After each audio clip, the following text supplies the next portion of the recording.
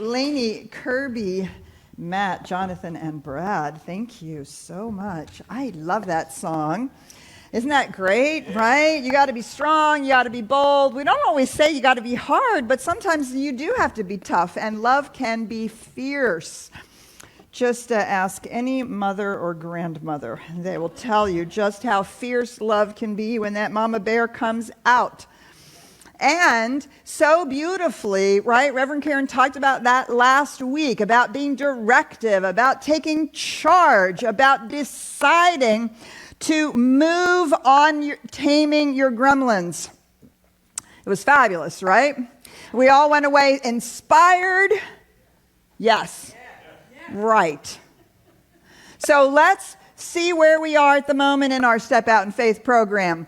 We decided that to paint a new picture, it starts with a desire. The desire to paint a new picture, to have our lives flow or go or look or feel somehow differently. To remember that, yes, in fact, you are creative, even if you don't think of yourself as artistic. You are, in fact, creative.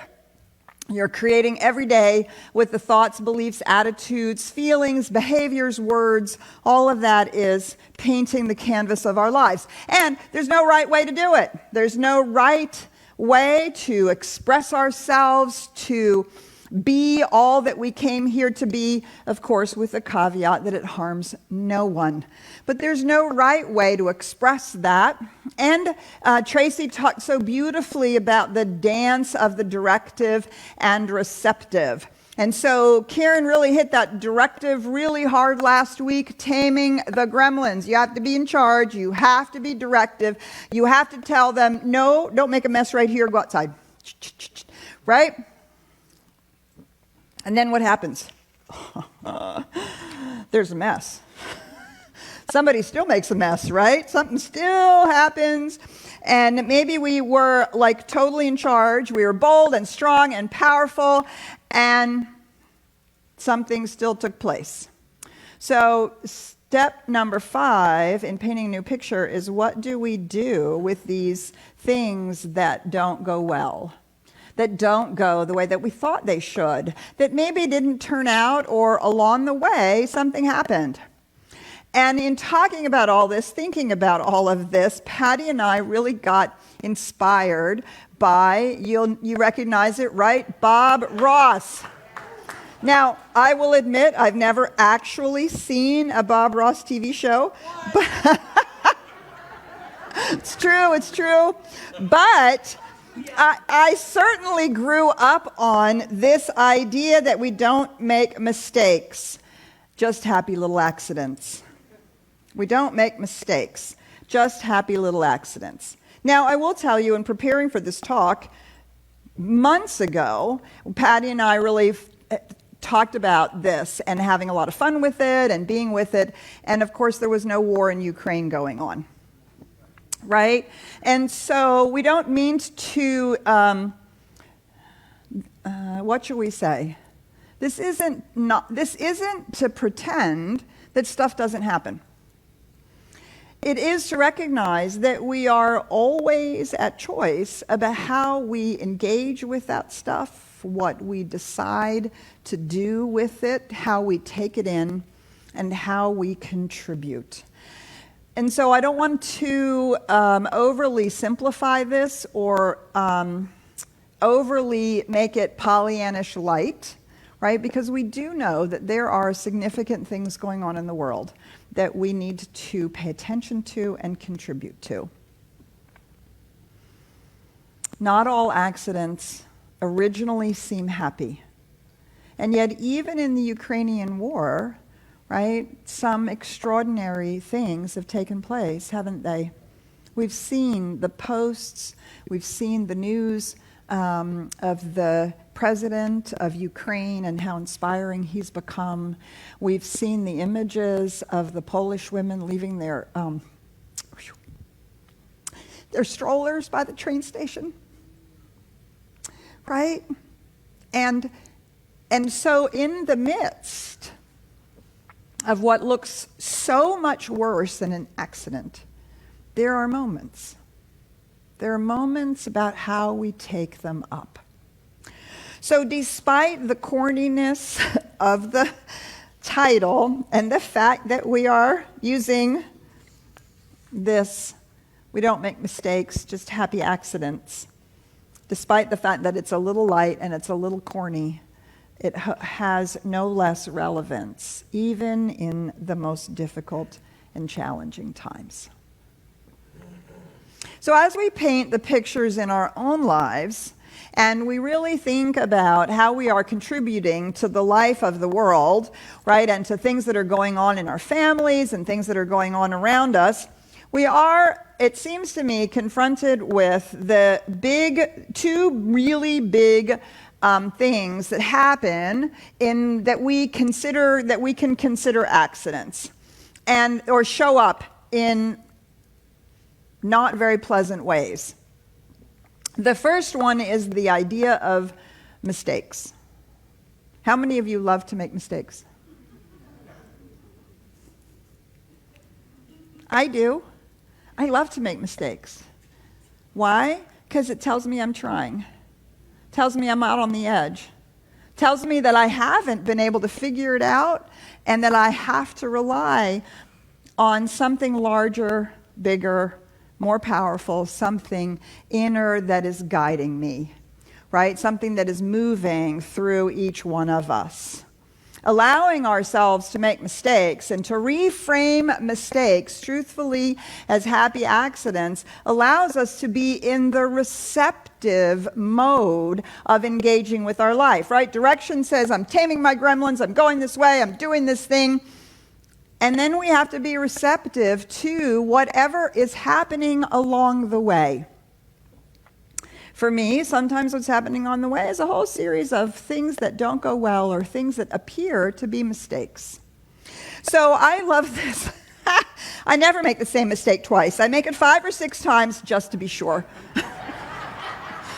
Does that not sound like your life? It certainly sounds like mine. So there is this really lovely thing that we say, remember, there are no mistakes, only lessons. Love yourselves, trust your choices, and everything is possible, even if you make the mistake over and over and over again. And that's one of the reasons why I love that Desiree song, because despite the fact that she says you got to be hard and strong and tough and powerful, which is all really directive, all I know is love will show the way. So we not only love others, but we have to actually love ourselves. We have to love ourselves through the mistakes, through the accidents, through the fact that we're still taming our puppy, right? We love our puppy when it piddles on the floor again. We're just disciplined and strong and say, no, you got to go outside. We want to have that same love and compassion for ourselves, which is not always the easiest thing to do. How many of you grew up in the family that I grew up in? Anything less than an A was unacceptable. And we had all kinds of conversations about the A minus, way more than we had about the A, and more A's and A's and A's. But God forbid there should be an A minus, right? And we get that message. We get the message that mistakes are not okay. But there's no way to learn, there's no way to grow, there's no way to expand without making mistakes. Because what that means is we're trying new things. So we're trying things. We're going to try things here at CSLDallas. Not every one of them is going to work out. Not every one of them is going to have the result that we thought it was going to have. The same thing is happening at every level. Trying new things, trying to move towards racial equity, trying new ways of being green, trying new ways of creating peace without war. And some of them are not going to work. And yet if we are compassionate with ourselves and each other, we can recognize that, in fact, what that means is we are actually seeking to paint a new picture. We are actually out there on the edge of what we maybe don't know yet fully and completely. We haven't yet fully and completely embraced it or experienced it, but we have decided that we're going to go for it anyway. And I loved when Karen said that last week. It's okay, be afraid. do it anyway. And if we're going to do it anyway, we are going to have to make friends with our ability to learn. Learning is part of making mistakes. We seek to learn, and then we make mistakes because we haven't learned it yet. And then we make the mistake, or an accident happens, or something doesn't work out, and we have the opportunity to learn from it. Do you see? It becomes this lovely, self-reinforcing cycle of learning if we will love ourselves through it. So, besides mistake, I'd love for you to just expunge the word mistake from your vocabulary and talk about learning, or every time there's a mistake, to celebrate it. Truly, I am not kidding. To celebrate it as a possibility, what is here for me to learn and grow from, right? The other word I want to invite you to expunge from your vocabulary, despite the fact that we use it all the time in the science of mind, is the word perfect. Because when you hear the word perfect, you know exactly where you go, right? Which is not actually perfect, it's perfectionism. We say we're perfect, whole, and complete because we know we're spiritual beings, but we sure as heck are not feeling that every day in every aspect of our lives, are we? Ooh, no. So we use the word perfect to beat ourselves up. And what that means is we are living in that place called perfectionism. Perfectionism, I love this from Julia Cameron. She was the one who wrote The Artist Way. Perfectionism is not a quest for the best. It is a pursuit of the worst in us.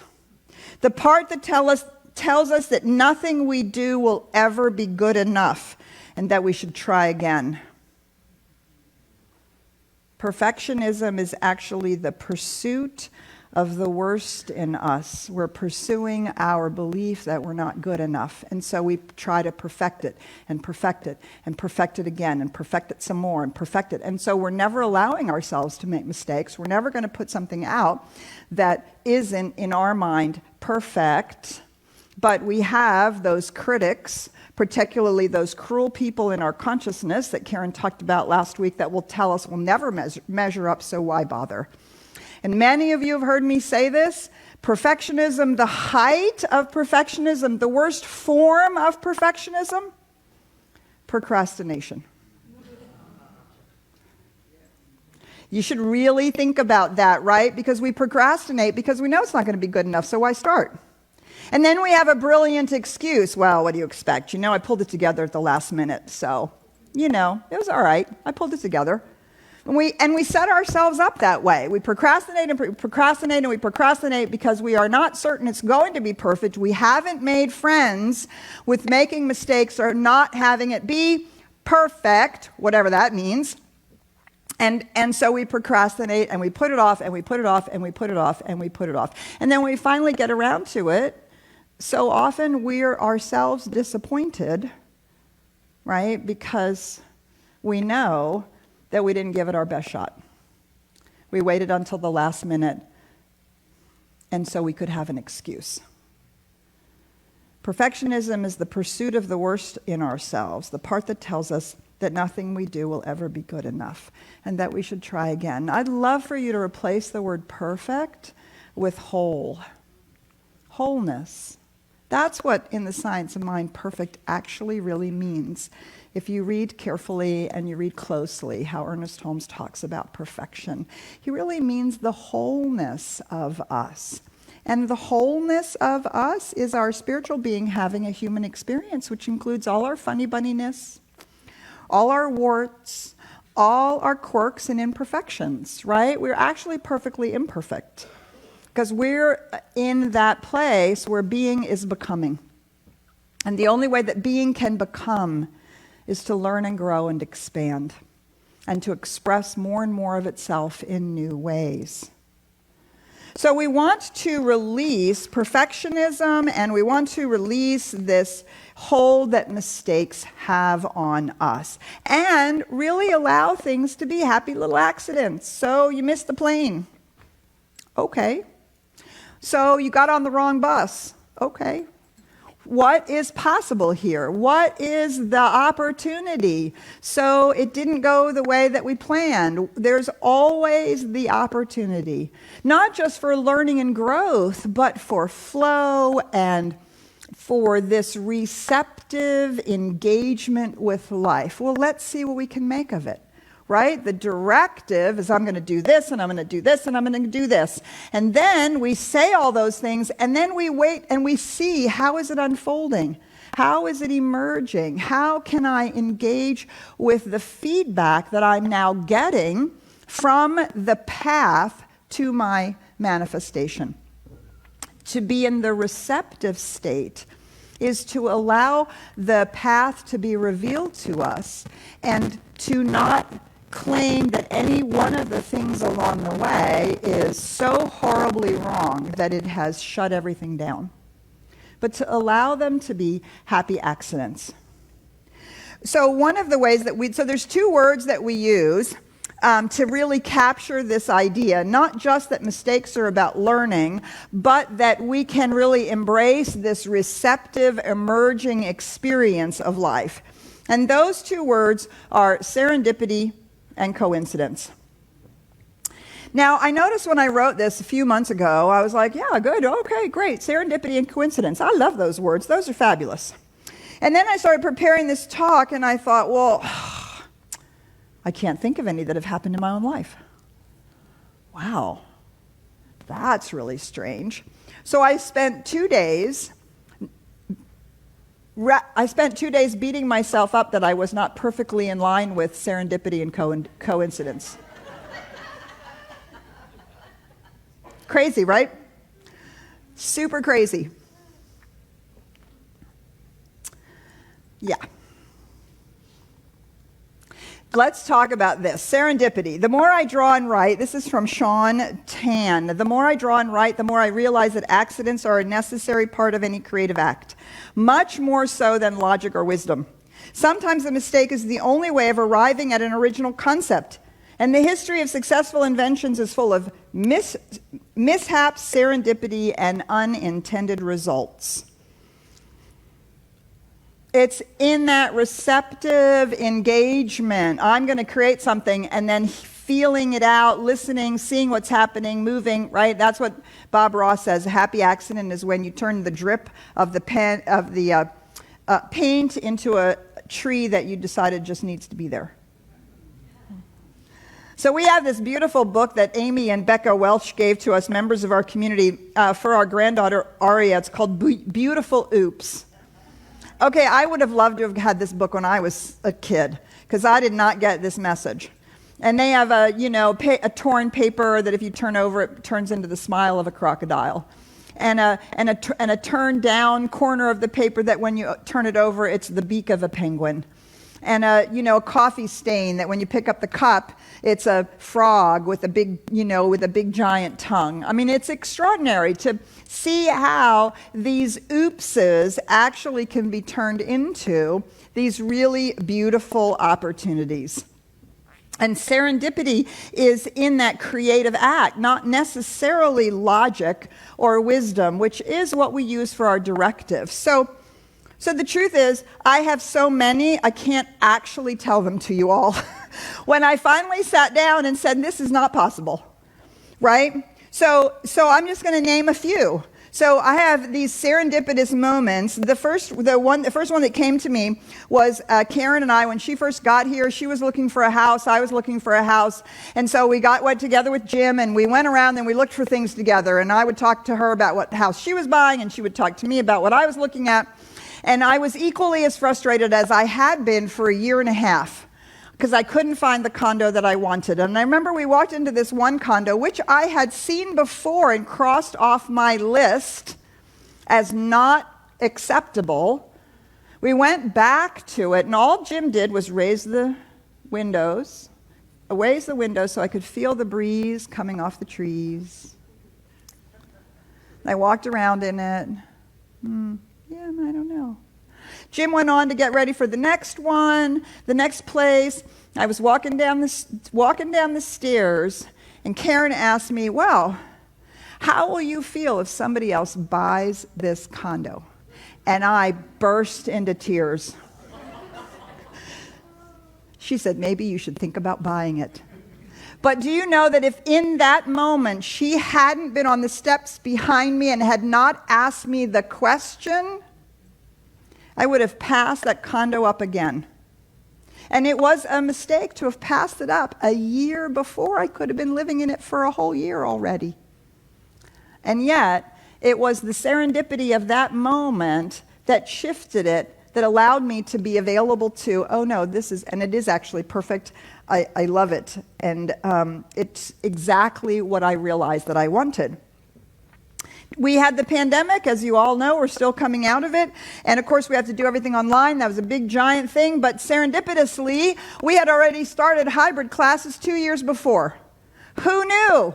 Who knew how much we were going to need that? And all of you that have been in classes, that were in classes those 2 years, you know how many mistakes we made, don't you? And you know how many mistakes we made as we got online. And yet the serendipity was that we were already on the train. We were already moving. Instead of having to, just panic so much that we couldn't move forward. Many of you have seen how much childcare we've done with Aria. The serendipity of that for me is that if it hadn't been for the pandemic, we would not have been able to have her as much as we did, because we wouldn't have been working from home. We would have been here. We would have had to say, no, we can't spend as much time with her as you need us to. What a gift that has been in the midst of this horrible thing called a pandemic.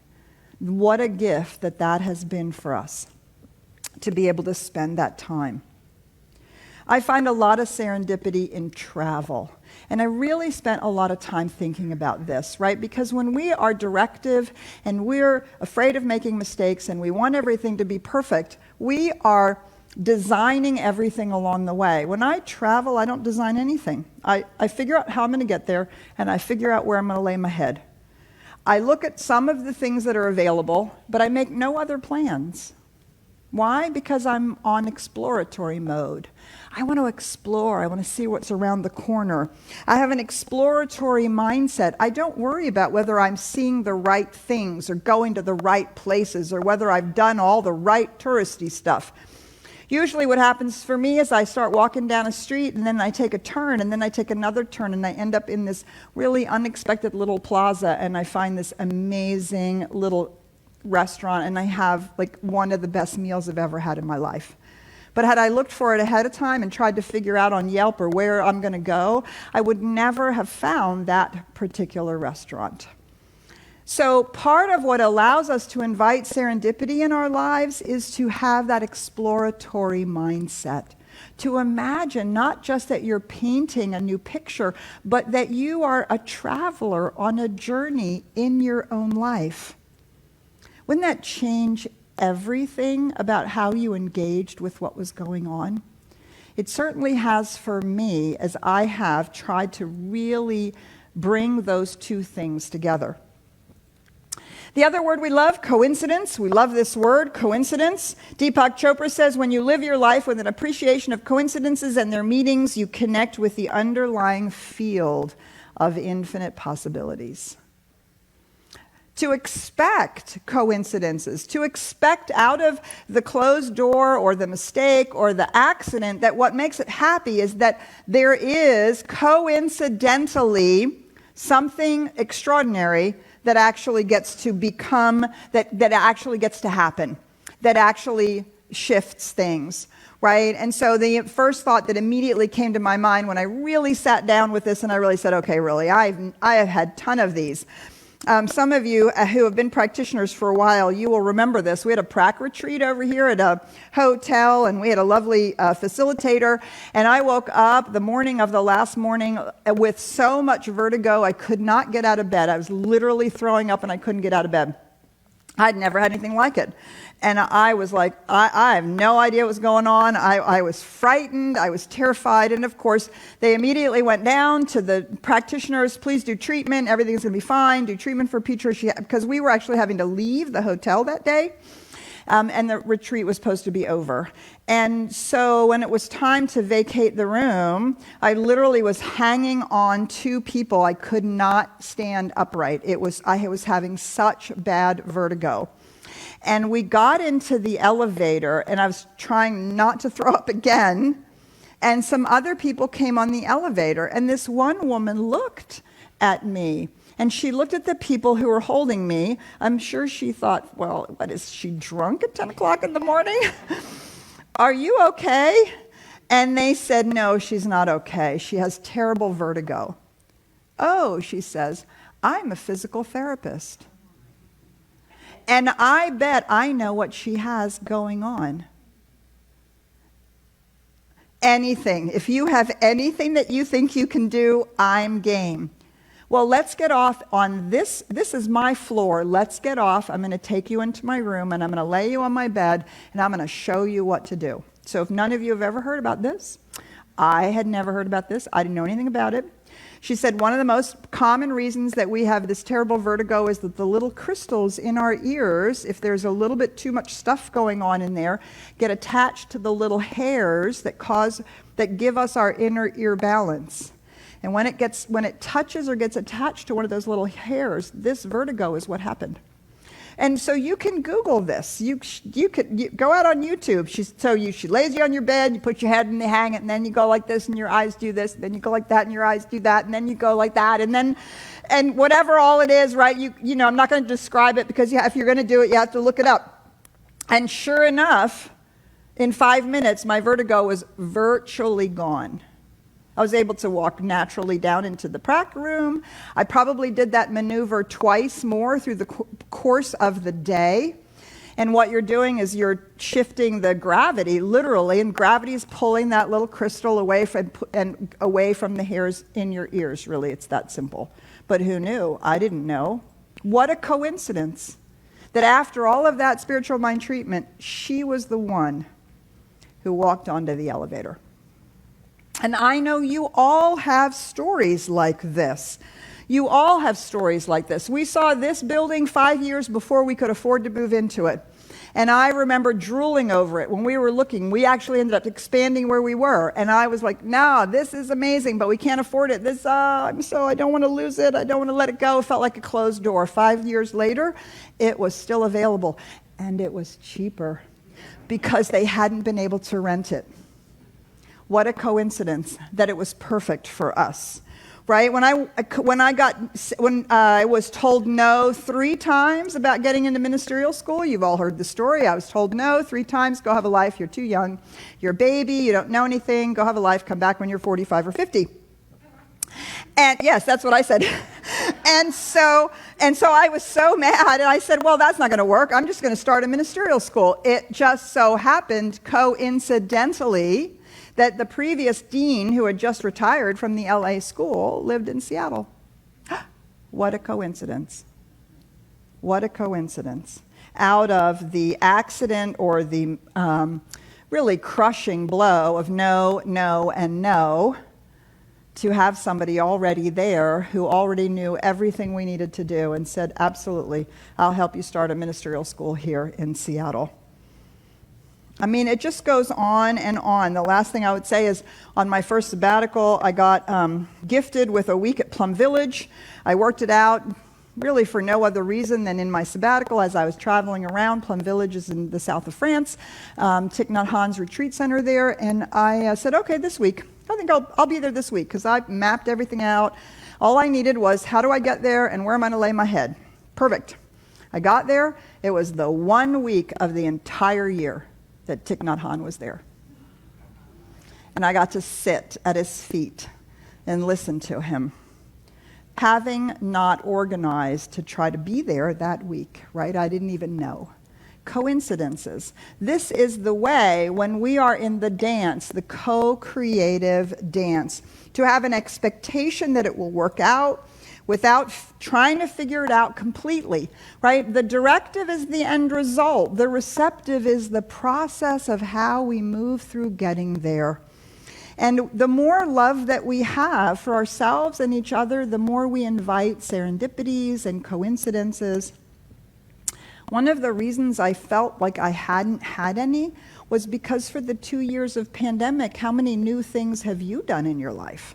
I haven't done very many new things, right? The circle got a little small for that year and a half before we started opening back up again. Something to notice. Coincidences and serendipities are invited into our lives because we're pushing the boundaries, because we're trying new things, because we're getting ready to paint a new picture.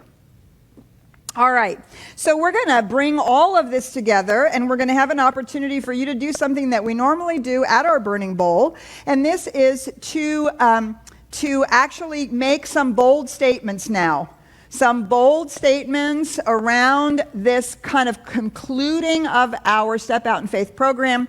We have an amazing thing happening, amazing ritual next week you do not want to miss. We will have opportunities for people online to participate, but this is going to be the next step as we move towards that end. How do we open ourselves up to this newness in this and really say this, I'm doing this. So, you should have received an affirmation card, a Step Out in Faith affirmation card when you came in. For those of you online, here, we just have happy little accidents. For those of you online, we're going to ask you to type this in the chat, or you can download this very same thing from the link that's being put in the chat for you. So you can download this. So if you don't have it, raise your hand. The ushers will bring you a affirmation card. This is our affirmation card for happy accidents. And for actually culminating through all of this, rather than saying, I, Petra Weldis, am whole, perfect, and complete, because I might not really understand that perfect word, or saying everything works out perfectly for me, which it doesn't always, but in the end result it does. We have this very affirmation that comes from Julia Cameron. So you'll put your name in the line. I, Petra Weldis, am a brilliant and powerful. And then you get to fill that in. You get to fill that in as you are thinking about as we complete our Step Out in Faith. I want you to take this home, fill it in, and put it on your refrigerator, because this is the new picture that you are painting. The culmination of all the work that we've done, everybody who's been in a home study group, this is beginning to wrap this up. And I want you to have something that you can say, I, Petra Weldis, am a brilliant and powerful, whatever you're going to fill in there. Now, the other thing that we want to do is, on the back, is you have instructions on how to make an origami dove. Instructions on how to make an origami dove. And along with your affirmation, do you see, by holding the dance of directive and receptive, what happens is we bring peace to the process.